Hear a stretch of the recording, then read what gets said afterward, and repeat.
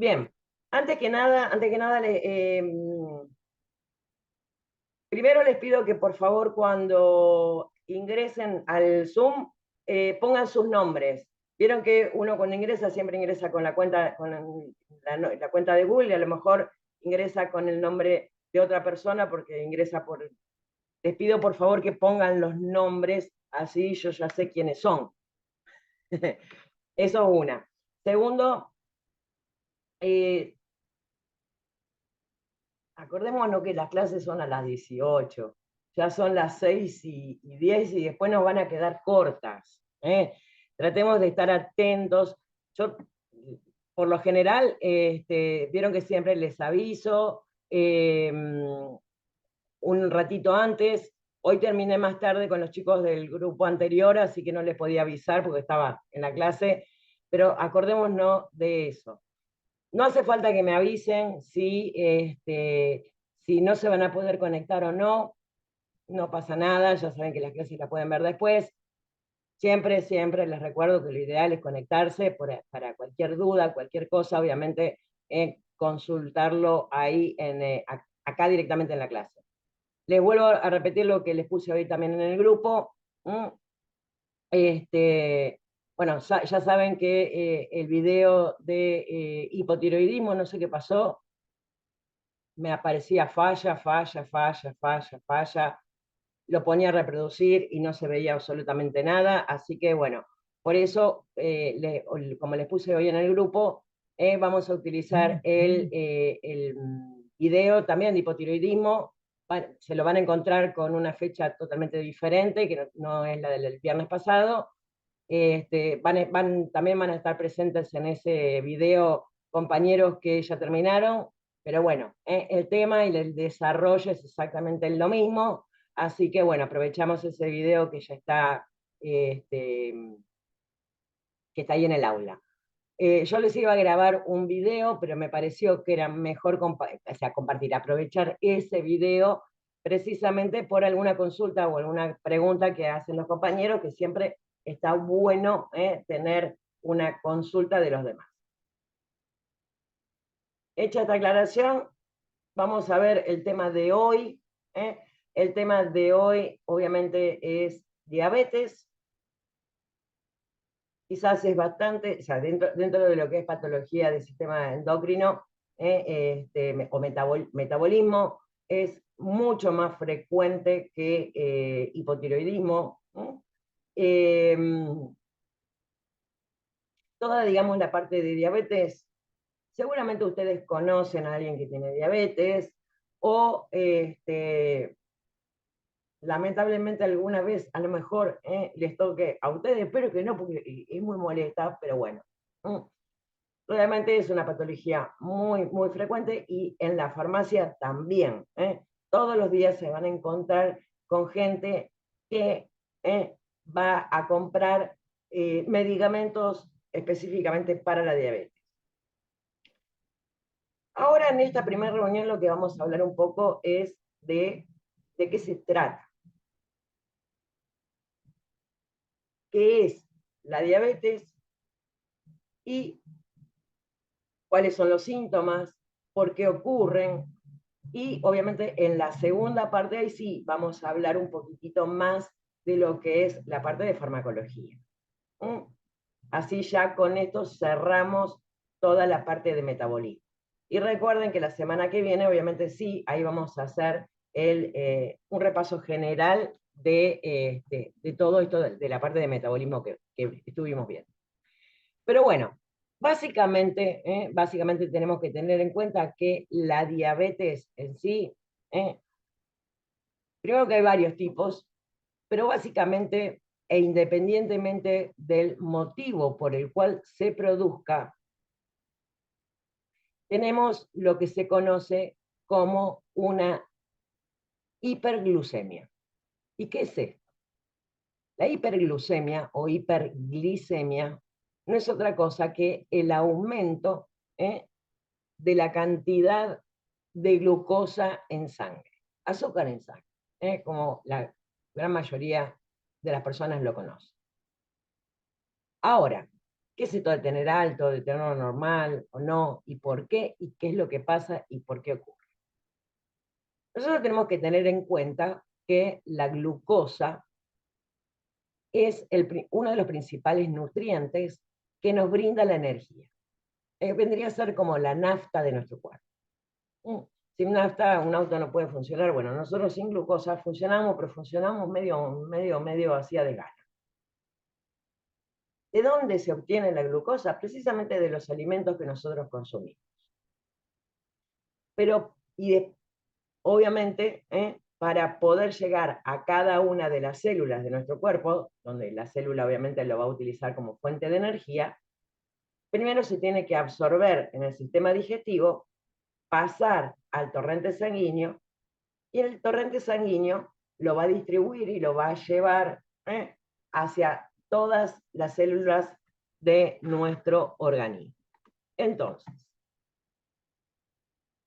pero, para poder entrar, hola Axel, a la célula, es como que tiene que abrir una puerta, por decirlo de alguna manera. Esa puerta va a necesitar una cerradura y una llave, como cualquier puerta común, para poder ingresar. Yo para abrir la puerta tengo que agarrar la llave, ponerle la cerradura y abrir. Y precisamente, dependiendo qué es lo que esté roto en esta célula, va a ser los distintos tipos de diabetes que se pueden presentar. Pero básicamente, cuando la glucosa no puede ingresar a la célula, para que la célula la utilice como fuente de energía, va a quedar ahí en la sangre. Y ahí es donde va a aumentar. Como si yo tuviera un pasillo con muchas puertas y se me rompe varias llaves o se me rompen varias cerraduras. Todas las personas van a quedar ahí acumuladas, aglomeradas en los pasillos y no van a poder entrar a esos lugares. Con la glucosa pasa exactamente lo mismo. No puede ingresar a la célula y queda precisamente ahí en la sangre. Ahora, siempre que hablamos de aumento, tengo que tener en cuenta como primer punto cuál es el valor normal.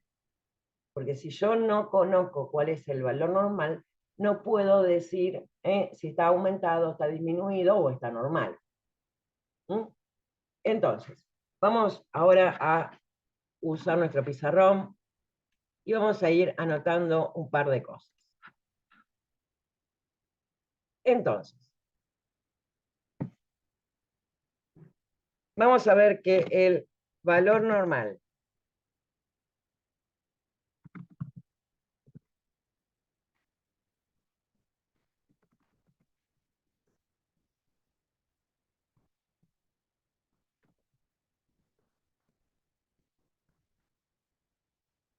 le puse todos los nombres para que no se preste a confusiones.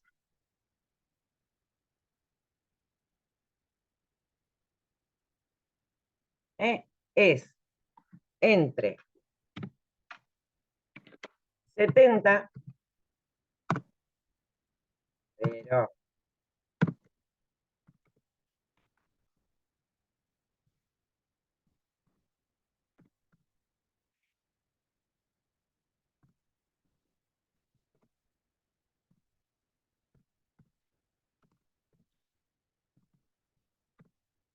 ¿qué significa esto? El valor normal de la glucosa en sangre es entre 70 y 110 miligramos de azúcar por decilitro de sangre. Decilitro equivale a 100 centímetros cúbicos. Con un ayuno de 8 horas. Y un ayuno que tiene que ser realmente bien hecho. ¿Qué significa un ayuno de 8 horas bien hecho? que la persona no puede haber consumido nada, nada. Únicamente, obviamente, agua pura. No puede haber consumido café, no puede haber consumido mate, mucho menos un jugo o cualquier cosa. Tiene que tener un valor entre 70 y 110. Esto es el valor normal. Obviamente, cualquier valor que esté por encima del 110, que es el máximo, me va a estar hablando de que la glucosa en sangre, glucemia o glicemia, está aumentada. Pero eso no significa que la persona, dependiendo de los valores, obviamente, tenga diabetes. Vamos a suponer que una persona tiene, en vez de 110, 120. ¿Tendrá diabetes esa persona? ¿Qué opinan? ¿Qué les parece? ¿Sí o no? Los escucho.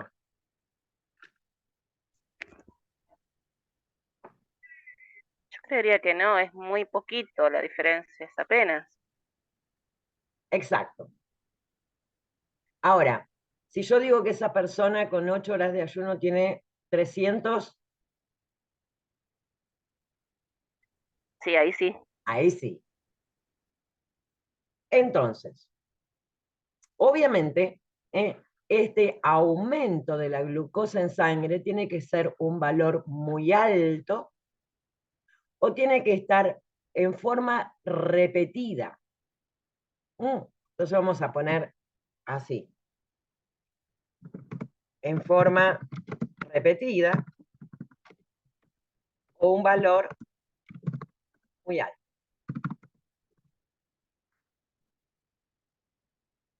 Por lo tanto, eso me va a estar dando una sospecha.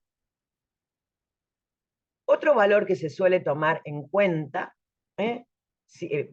como para ir viendo, es que tiene que ser menor a 180 2 horas después de la última ingesta.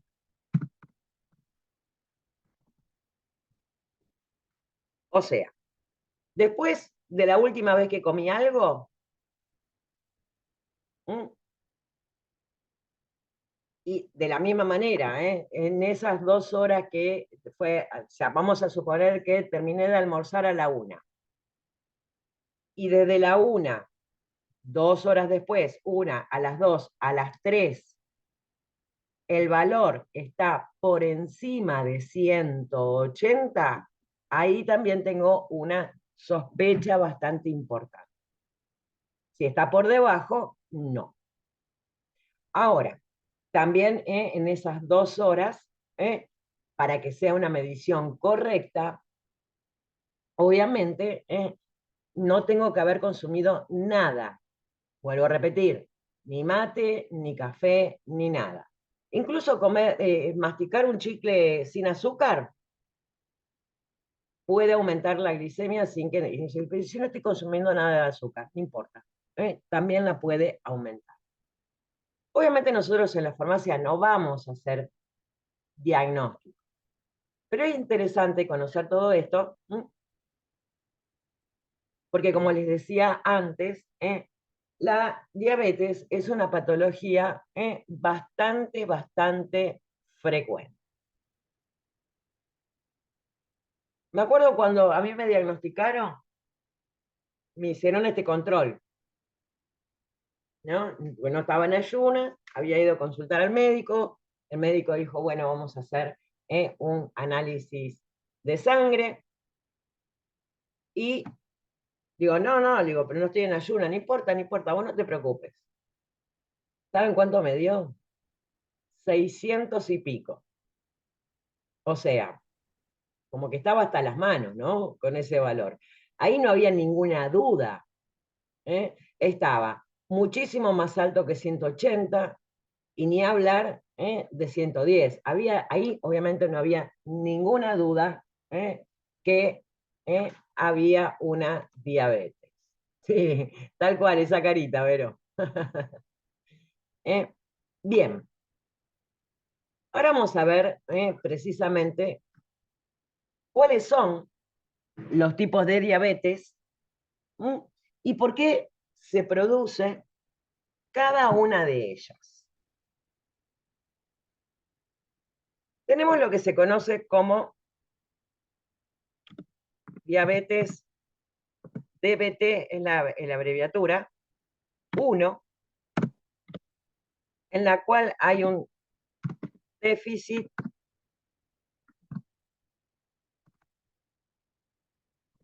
total de insulina. Ahora vamos a ver de qué se trata la insulina. Es autoinmune,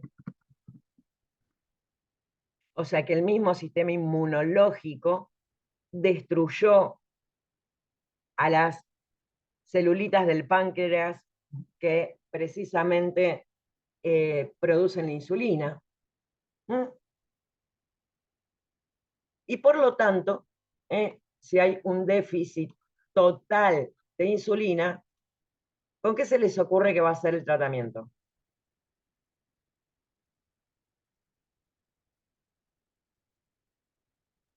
¿Con insulina? Obvio. Aplico lo que a esa persona le falta. Vamos a poner acá, el tratamiento es con insulina. Ahora vamos a ver por cómo es que funciona. La diabetes tipo 1, antes se la conocía como infanto juvenil. ¿Por qué? Porque la gran mayoría de los pacientes que desarrollaban este tipo de diabetes eran niños o adolescentes.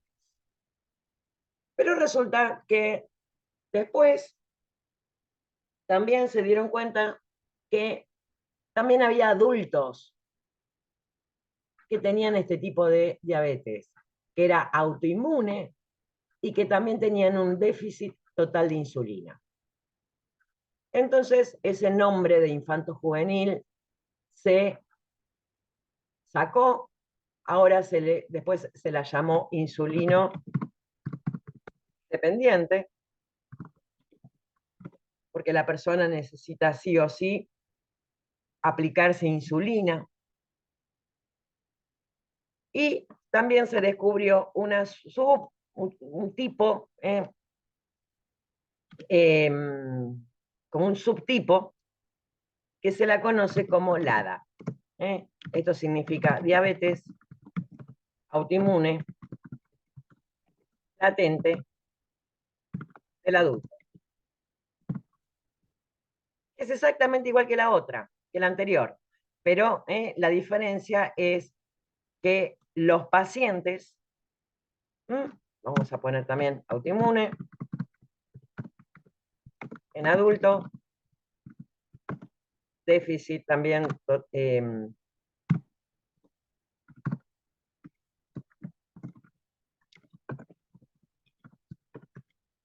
y también insulino dependiente.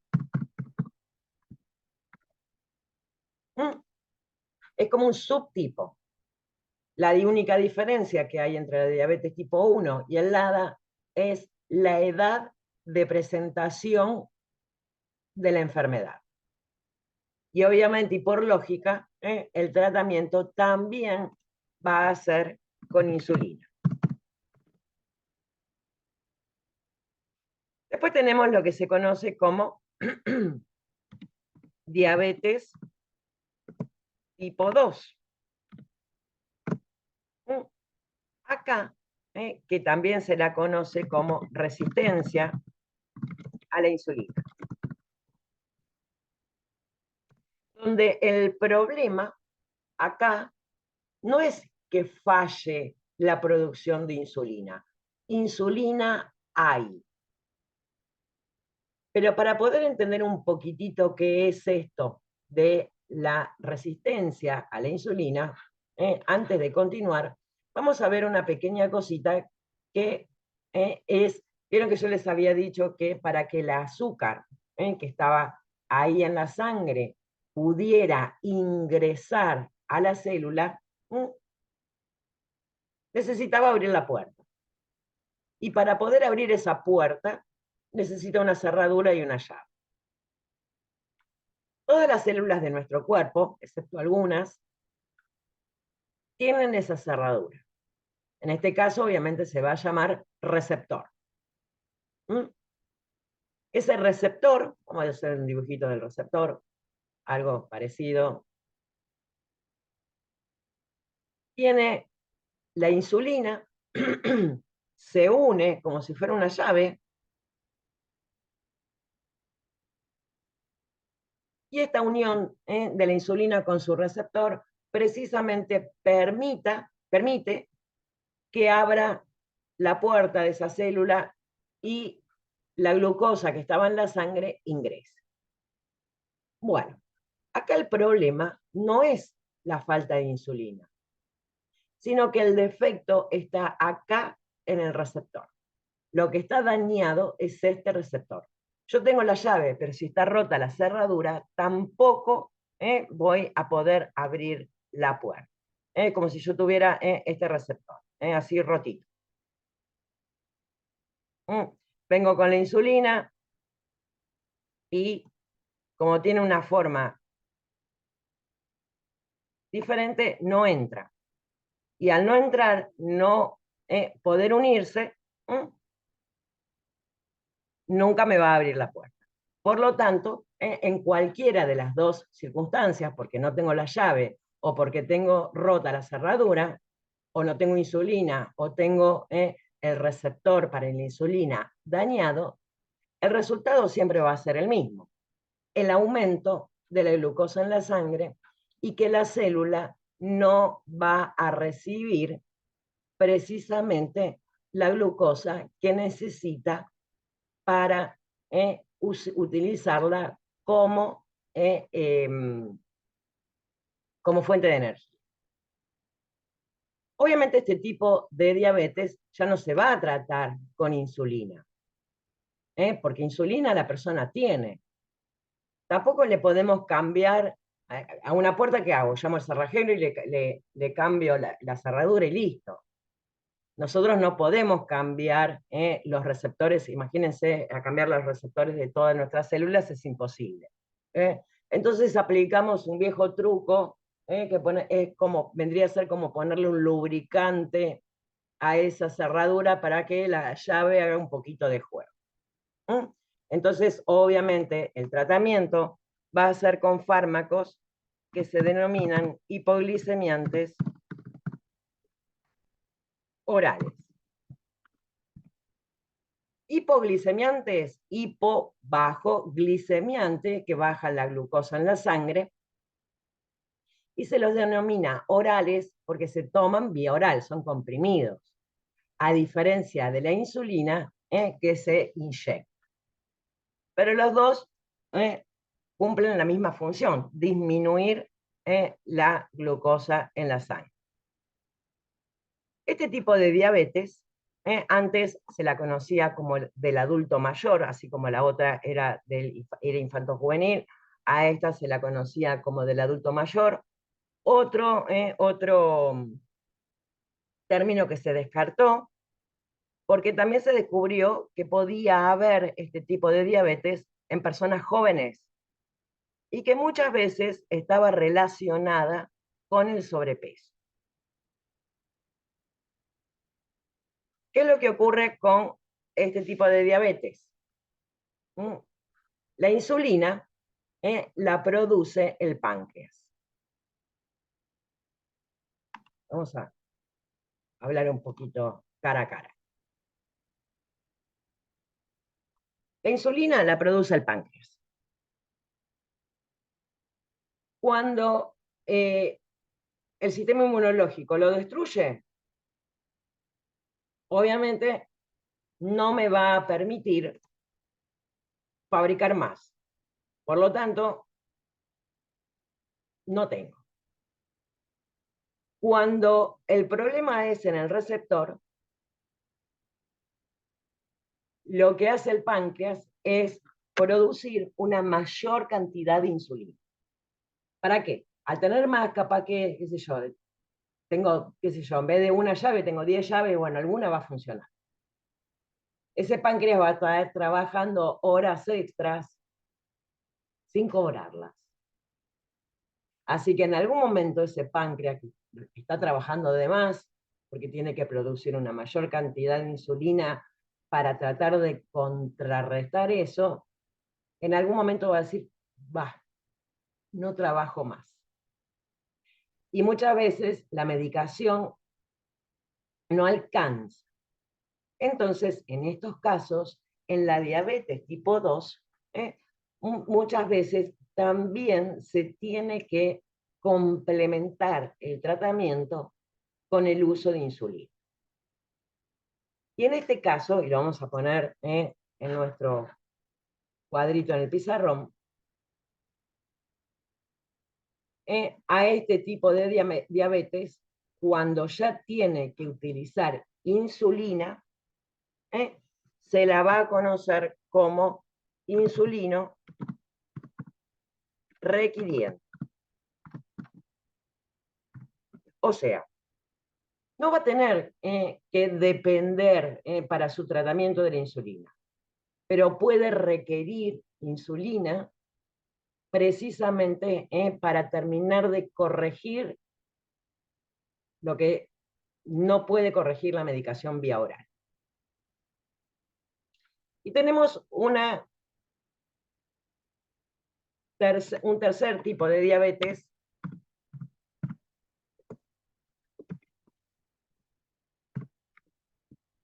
que es la diabetes gestacional, que obviamente se produce en mujeres, ¿no? Eso está por demás decirlo.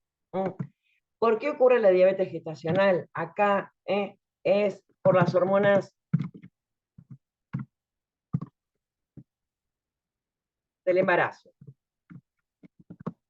Todas las hormonas del embarazo aumentan sí o sí la glicemia. Siempre la aumentan. ¿Qué es lo que ocurre? La gran mayoría de las mujeres aumentan, el páncreas aumenta la producción de insulina y ya está, lo contrarrestan. Pero hay algunas mujeres que tienen un páncreas medio perezoso y no llega a poder contrarrestar ese aumento de la glucosa en sangre producido por las hormonas del embarazo. Este tipo de diabetes obviamente es la única que se cura. ¿Por qué? Porque una vez que se produce el parto, el embarazo ya se terminó, ya desaparecieron las hormonas del embarazo, y ya está, volvió todo a la normalidad. Ahora, ¿qué ocurre con esto? Cuando una mujer tiene diabetes gestacional, no significa que después quede diabética.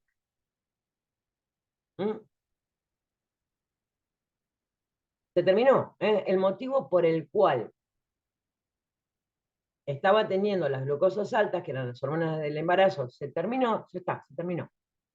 Pero también puede ocurrir otra cosa diferente, que es una mujer que tenía diabetes y se embarazó, pero que nunca se la habían diagnosticado previamente.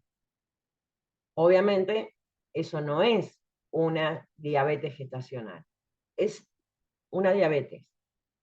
Después se verá si es 2 o 1, o la mejor dicho.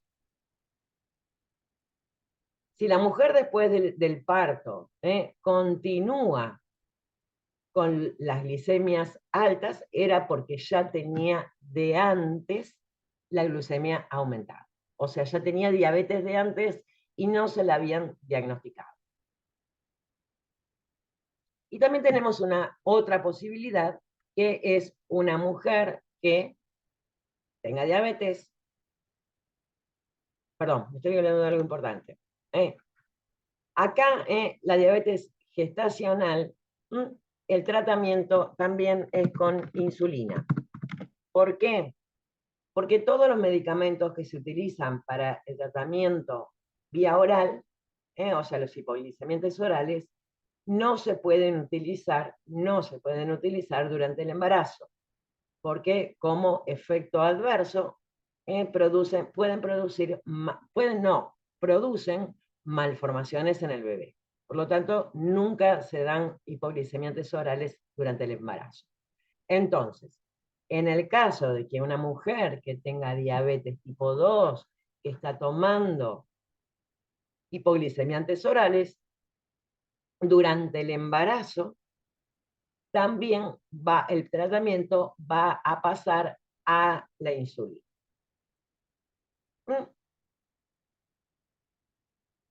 Si realmente era una diabetes gestacional, obviamente, una vez que se produce el parto, ya está, se terminó el problema, es muerto el perro, se acabó la rabia, se terminó la historia. No va a quedar con diabetes, el niño tampoco, pero sí o sí hay que tratarla. ¿Por qué?